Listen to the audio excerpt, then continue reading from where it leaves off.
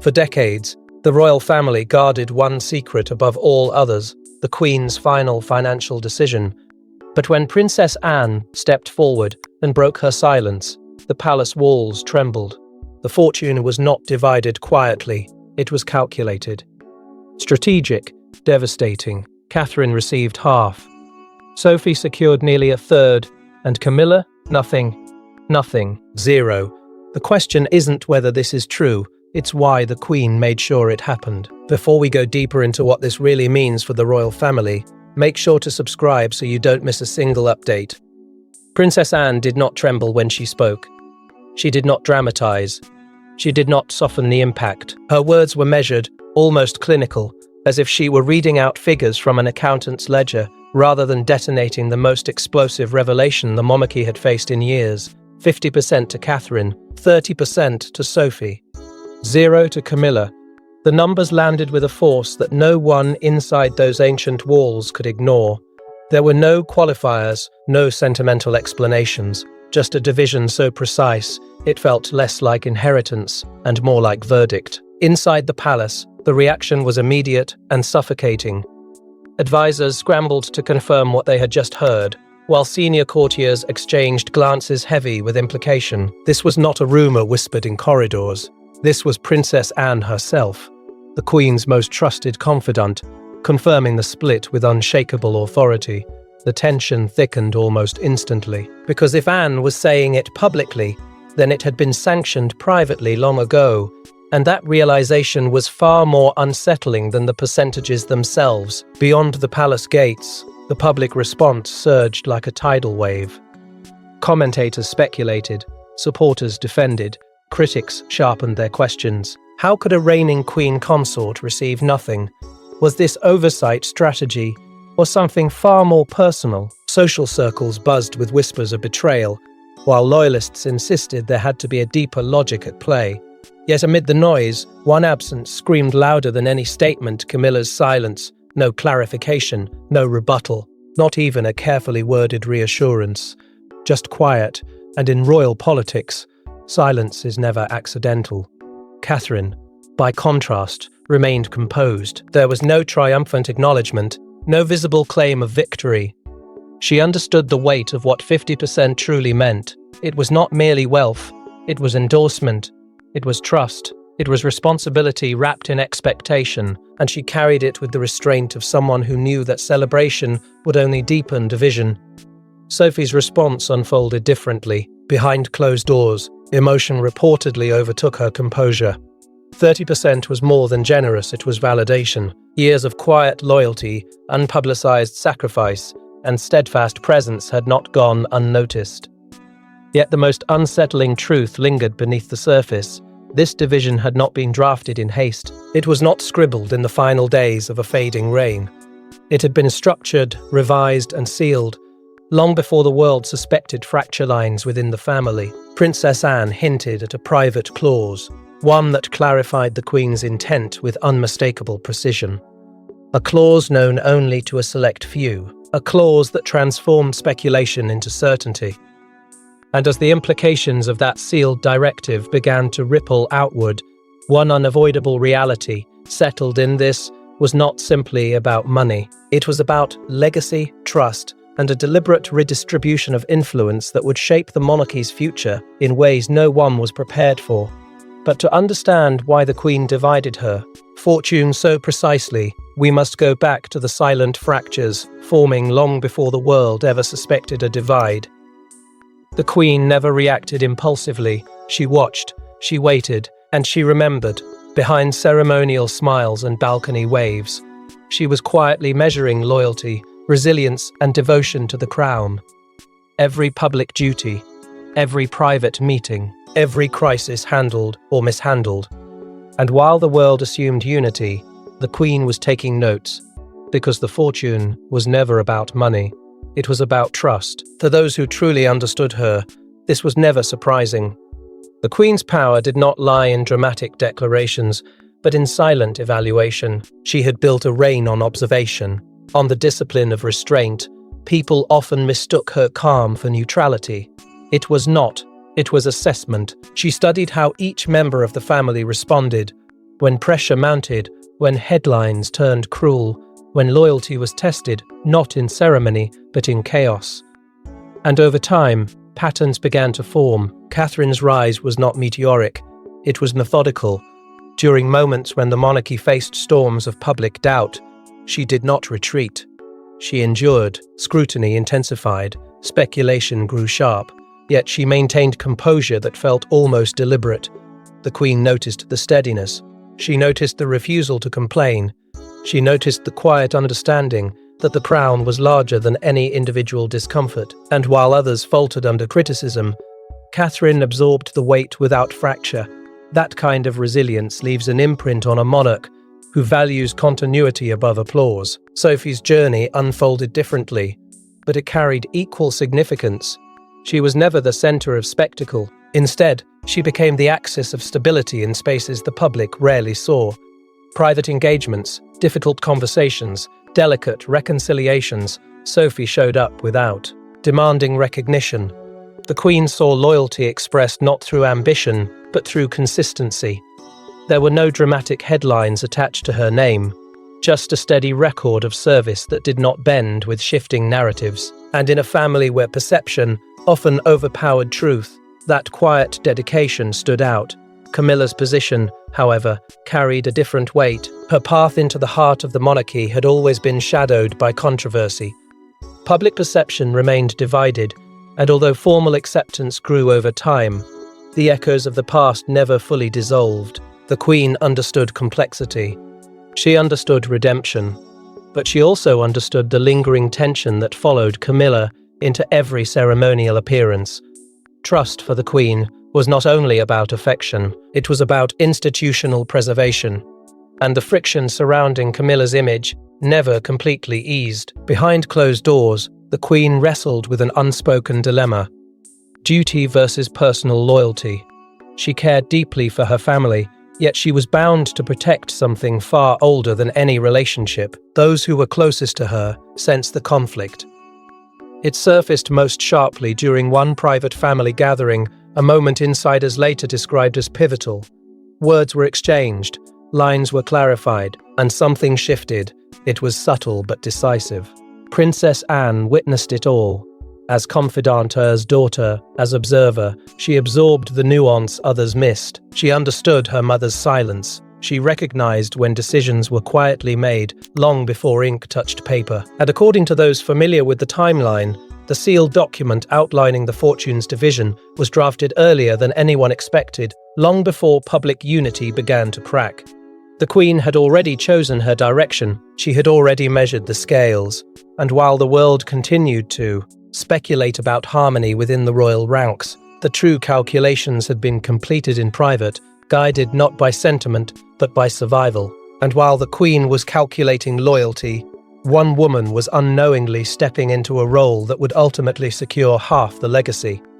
50%, not a symbolic gesture, not a courtesy inheritance. Half. That number sent a message, louder than any coronation. Catherine wasn't simply favoured, she was entrusted. But why would the Queen bypass tradition to empower her so dramatically? The answer lies not in glamour, but in endurance and in the silent trials Catherine endured when the monarchy wavered. Catherine's journey into the heart of the monarchy was never meant to be easy. She entered as an outsider, scrutinized for her background, her composure, even her silence. There were whispers that she was too polished, too cautious, too careful, but over time, what critics framed as calculation revealed itself as discipline. She listened more than she spoke. She learned the weight of tradition before attempting to reshape it. And slowly, almost imperceptibly, she transformed from a questioned newcomer into a stabilizing force the institution could lean on. The Queen noticed that transformation long before the public did. During turbulent family moments when scandals threatened to eclipse duty and private fractures risked becoming permanent, Catherine remained steady. She did not fuel controversy. She did not retreat into self-preservation. Instead, she absorbed responsibility with a composure that echoed the Queen's own philosophy: endurance over spectacle. In private conversations, the Queen reportedly acknowledged that strength, praising not Catherine's popularity, but her restraint. In a family often overwhelmed by emotion, restraint became a rare currency. When public scandals erupted and headlines grew merciless, Catherine stepped into the storm without amplifying it. She recalibrated appearances, strengthened charitable focus, and quietly shifted the narrative back towards service. It was subtle but strategic. Crisis management without theatrics, loyalty without resentment. The Queen saw in her not just a future consort, but a guardian of continuity. And continuity, for a monarch who had witnessed decades of upheaval, was priceless. Her bond with Princess Anne deepened during those years. Two women shaped by discipline, bound by an understanding that the crown demands sacrifice long before it offers reward. Anne respected resilience. Catherine embodied it. Their conversations were said to be frank, sometimes unsparing, always grounded in duty. That mutual respect did not go unnoticed. It formed a quiet alliance rooted not in ambition, but in shared purpose. Then came the private audience that insiders still whisper about. A meeting between the Queen and Catherine, held without fanfare, without staff. No announcement followed, no public hint of its significance. Yet soon after, the structure of the Queen's private fortune began to crystallize. 50% was not generosity, it was infrastructure. Financial power translates into influence, into the ability to protect initiatives, shape priorities, and fortify the monarchy's future direction. By assigning half of her legacy to Catherine, the Queen was doing more than rewarding loyalty.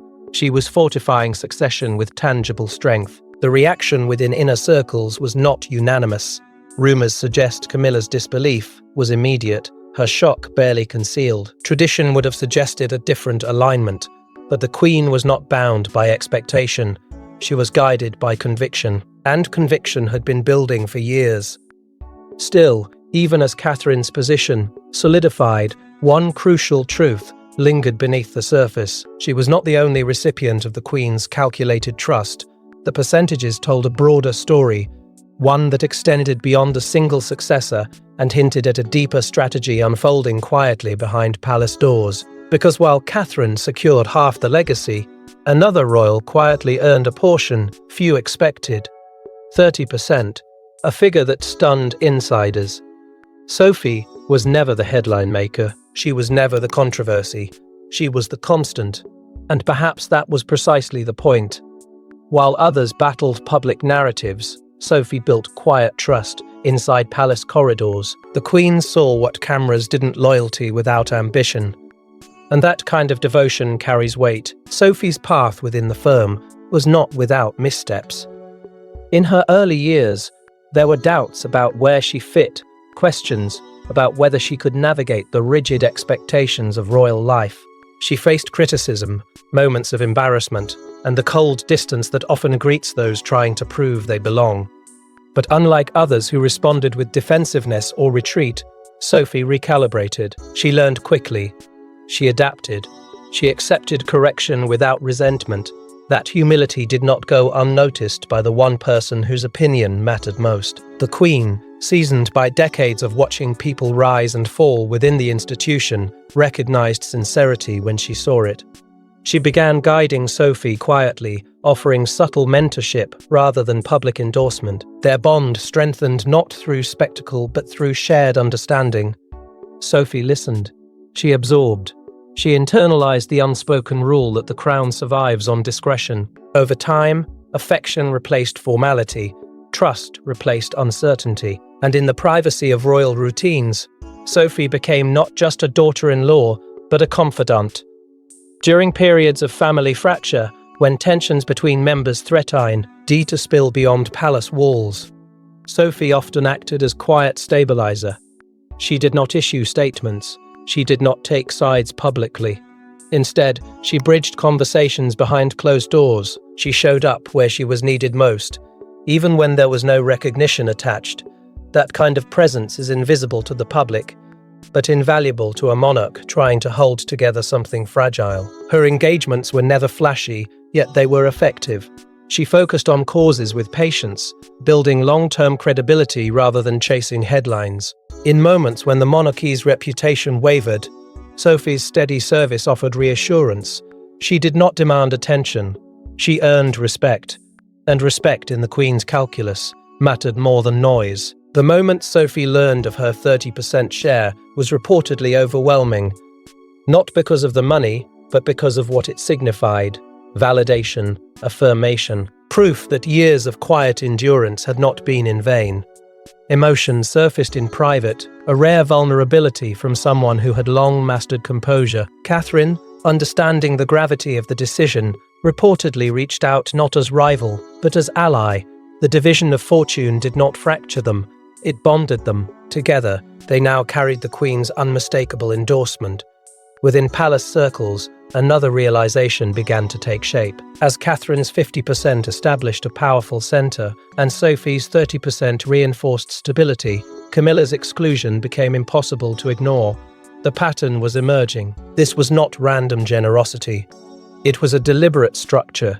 Insiders whispered that the Queen had built a framework for the monarchy's future, one anchored by two women who had proven loyalty under pressure. And as admiration for Sophie's quiet triumph grew, a shadow deepened around the most glaring absence in the equation. Beck, ours if 30% signaled trust and 50% signaled succession, then zero signaled something far more unsettling. Which leaves the most shocking detail, the zero. Because in a family built on rank and recognition, nothing speaks louder than being left with nothing at all. 0%. Not reduced, not minimized, eliminated. The number detonated inside palace walls. For a queen consort to receive nothing from the monarch's private fortune, it wasn't just financial, it was symbolic. And symbols in the monarchy are everything. Was this punishment? Was it strategy? Or was it the Queen's final message written, not in ink, but in absence? Camilla's journey into the centre of royal life had always been layered with complexity. Acceptance did not arrive easily, and even when titles were formalized, public perception remained divided. For some, she represented resilience. For others, unresolved history. The Queen understood the emotional landscape surrounding her daughter-in-law better than anyone. She had witnessed decades of tension, apology, reconciliation, and careful rebuilding. Yet beneath the outward calm, the fractures never fully disappeared. They were managed, not erased. There were moments, insiders suggest, when the relationship between the Queen and Camilla carried an unspoken strain. Respect was maintained, protocol was observed, but trust in the Queen's private calculus demanded more than ceremony. It demanded absolute alignment with the institution's survival. And alignment at times felt fragile. A reported disagreement in the years before the Queen's passing intensified that fragility. The details remain sealed, but those familiar with the exchange describe it as pivotal, a moment when differing visions for the monarchy's future quietly collided. Princess Anne, ever observant, reportedly urged discretion. She understood that perception, would destabilize more quickly than truth. Yet discretion does not dissolve reality. If the Queen concluded that stability required recalibration, she would not hesitate. Camilla's exclusion, then, may not have been emotional retaliation. It may have been strategic distancing, a message that influence must be earned beyond title. Within Camilla's circle, damage control began almost immediately. Careful conversations, strategic reassurances, emphasis on unity. The effort was subtle but urgent, because in royal life, financial absence signals political vulnerability, and vulnerability invites speculation. The narrative needed containment before it spiraled into something more dangerous. King Charles found himself at the center of the ripple effect. The revelation was not merely institutional, it was personal. Loyalty to his wife collided with reverence for his mother's final judgment. Those close to him describe a period of visible strain, measured statements masking deeper conflict. To challenge the Queen's decision would undermine her authority. To accept it without question would intensify Camilla's isolation. It was a dilemma with no graceful solution. Inside private residences, the emotional weight settled heavily. Silence stretched longer. Conversations became guarded. Even routine engagements carried undercurrents of tension. For Camilla, 0% was not about wealth. It was about belonging. It was about whether she had ever been fully embraced within the monarchy's inner circle.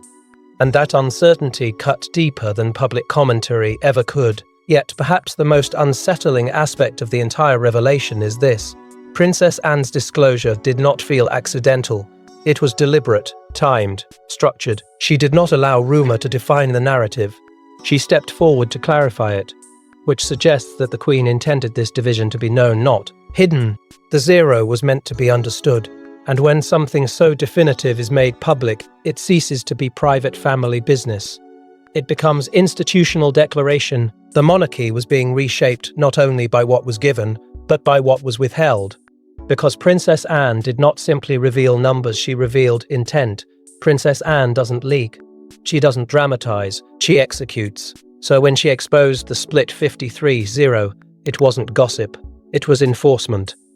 Anne had been entrusted with the Queen's private directives long before the public announcement, and when murmurs of misinterpretation began circulating, Anne stepped forward, not to argue, but to confirm. For decades, Anne carried a reputation unlike any other within the royal circle. She was not driven by popularity. She was not distracted by headlines. She was disciplined, direct, and unwaveringly loyal to the institution her mother had sworn to protect. The Queen trusted many, but she relied on few, and when it came to matters of execution rather than emotion, Anne stood alone. That trust was not symbolic, it was codified. The sealed instruction naming Anne as executor of the Queen's private directives was not widely known at first. It was a quiet appointment, one made long before the world began speculating about succession and influence. In that sealed envelope lay clarity, not ambiguity, not loopholes, clarity. The percentages were deliberate, and the reasoning behind them had been recorded with the same precision the Queen applied to her reign. Anne was not improvising when she spoke. She was fulfilling a responsibility entrusted to her years earlier. Before the disclosure became public, Anne reportedly met privately with Catherine and Sophie. Those conversations were described as solemn but steady. There was no celebration, no triumphant air. Instead, there was recognition of weight. 50% and 30% were not gifts, they were obligations. Anne made it clear that the Queen's intent was to fortify stability, not spark rivalry. Catherine listened with measured composure. Sophie, moved yet grounded, understood the gravity of what had been passed into their hands. The most difficult exchange, however, came elsewhere. A tension-filled discussion reportedly unfolded involving Camilla. It was not explosive, but it was heavy. Questions lingered in the air. Was there room for reconsideration? Had context been misunderstood? Anne did not waver. Her position was firm, anchored in the On's written word. The Crown, in her view, must protect stability above sentiment. Personal discomfort could not override institutional clarity. Among the documents was said to be a handwritten addendum from the Queen herself, not lengthy, not elaborate, but unmistakably personal. In it, she reaffirmed that her division of fortune reflected her assessment of loyalty, endurance, and long-term safeguarding of the monarchy. It was not framed as rejection, it was framed as preservation. Anne, reading those words, reportedly felt the full weight of her mother's conviction.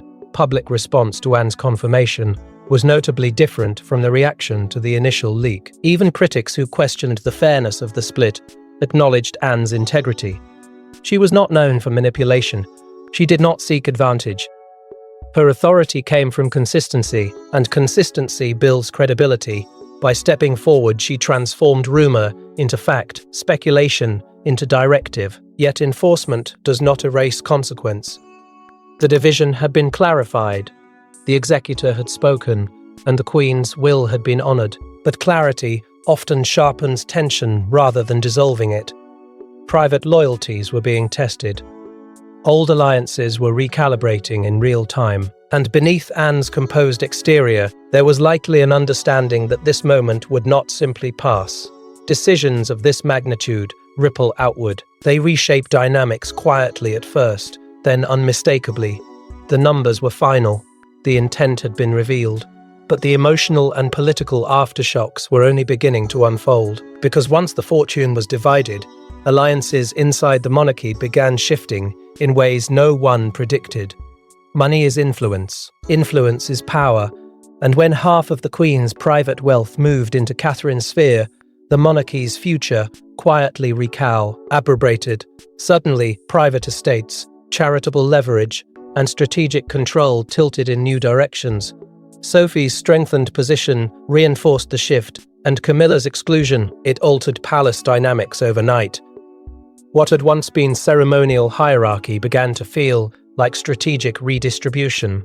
50% was not dormant capital sitting behind guarded gates. It was leverage. It meant control over private initiatives, discretion over funding priorities, and the ability to fortify causes aligned with a long-term vision. Catherine's role expanded subtly, but unmistakably. Conversations that had once flowed past her now paused at her input. Advisory circles widened. Her voice carried new gravity, not because of title alone, but because resources now backed her influence. Inside palace strategy sessions, a quiet recalibration unfolded. Catherine's perspective on modernization, public engagement, and generational continuity gained traction. She was no longer preparing for eventual responsibility. She was exercising it in real time. The Queen's decision had accelerated the timeline. Those who once saw her as a future figure now recognized her as an active architect of what would come next. Sophie's increased share strengthened that architecture. 30% ensured she was not peripheral, but essential. Her advisory presence grew more pronounced, especially in areas requiring diplomacy and quiet negotiation. Sophie's reputation for discretion made her invaluable in moments of internal friction.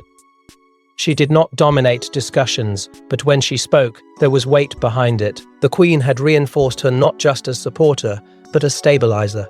Together, Catherine and Sophie formed a dual-axis visible leadership, paired with steadfast reinforcement. At the center of this shifting structure stood King Charles, navigating an emotional and political labyrinth. Loyalty to his wife existed alongside acknowledgement of his mother's final judgment. He understood the symbolism embedded in the split. Publicly, he maintained unity. Privately, the strain was undeniable. Every strategic decision now carried an added layer of interpretation. Was he endorsing the Queen's framework or resisting it? The line between duty and personal allegiance grew thinner by the day. Palace insiders began whispering about a new center of gravity. It was not announced. It was felt. Influence flowed differently. Invitations shifted. Consultations expanded in unexpected directions. The monarchy, once anchored firmly in tradition, now leaned toward a future shaped by those the Queen had empowered most decisively. The recalibration was subtle, but irreversible. Beyond the palace walls, media speculation intensified. Analysts dissected percentages as if decoding a royal cipher. Commentators debated whether the shift signaled generational endorsement or internal correction. Camilla's supporters pushed counter-narratives, emphasizing unity, downplaying exclusion, framing the division as practical rather than pointed. Yet the absence of allocation remained impossible to ignore. In a system built on symbolism, omission speaks louder than explanation. But here is the crucial detail. The Queen was not naive. She understood that redistribution would generate turbulence. She anticipated the whispers, the tension, the recalculations of loyalty. This was not a spontaneous decision. It was a calculated pivot. By empowering Catherine and reinforcing Sophie, she ensured continuity would be backed by tangible strength, not merely expectation. The monarchy now stood at a crossroads, shaped by deliberate design. The financial split had become a structural statement, and as the power lines redrew themselves beneath ceremonial calm, one truth became undeniable: this was never just inheritance. It was succession strategy encoded in percentages. Because in her final act of leadership, the Queen didn't just divide money, she engineered the monarchy's next chapter. This was never about favoritism, it was about survival. The Queen understood that the monarchy must evolve or fracture. By empowering Catherine, reinforcing Sophie, and sidelining Camilla financially, she created a structural realignment. Painful, calculated, necessary, and Princess Anne ensured the world would know it was intentional. For her entire reign, the Queen carried one unwavering priority: preservation of the institution above personal comfort. She had witnessed crises that could have shattered lesser dynasties. Scandals, divorces, public outrage, generational rebellion, each moment tested the crown's endurance. And through it all, she learned that survival requires foresight. It demands decisions that may wound in the present, but protect the future. The division of her fortune was not emotional impulse.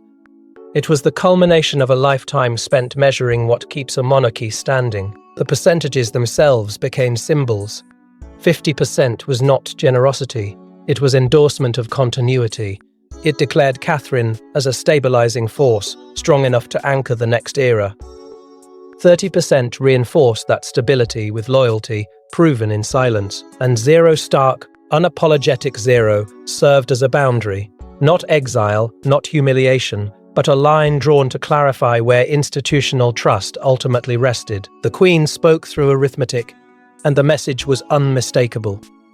Embedded within that split was a moral declaration. Service outweighs spectacle. Endurance outweighs entitlement. The Queen's final calculation suggested that legacy belongs not to those who simply hold titles, but to those who protect the crown when it trembles.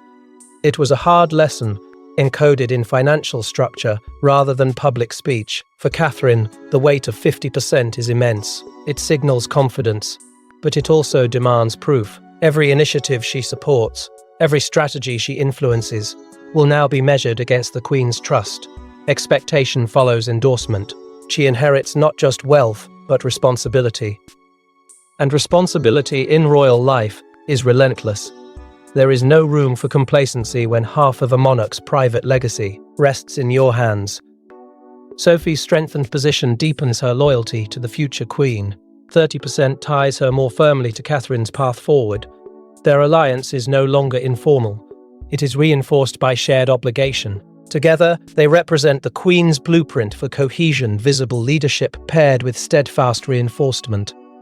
It is a partnership forged not by rivalry, but by recognition. Camilla's path within this new order remains uncertain. 0% does not erase her title, but it reshapes perception. She must navigate a landscape where symbolism matters more than reassurance. Her influence now depends less on inheritance and more on adaptation. Whether she redefines her place or resists the recalibration will determine how history remembers this turning point. Princess Anne's final words on the matter reportedly carried calm finality. She affirmed that her mother's decision was deliberate, considered and free from confusion. There would be no reinterpretation, no revision. The Queen had spoken clearly in the only way that could not be debated through irrevocable allocation, and yet, lingering questions remain. If this division was so precise, what other directives lie sealed? What additional clauses wait quietly within locked archives, ready to shift understanding once again? The Queen was known for planning beyond the horizon. It is difficult to believe that this was her only decisive stroke, because if this revelation taught us anything, it's that the Queen's final decisions were never random, and the Crown may still be guarding secrets that could redefine everything we thought we knew. Thanks for watching. Please don't forget to like and subscribe, and we will see you in next one.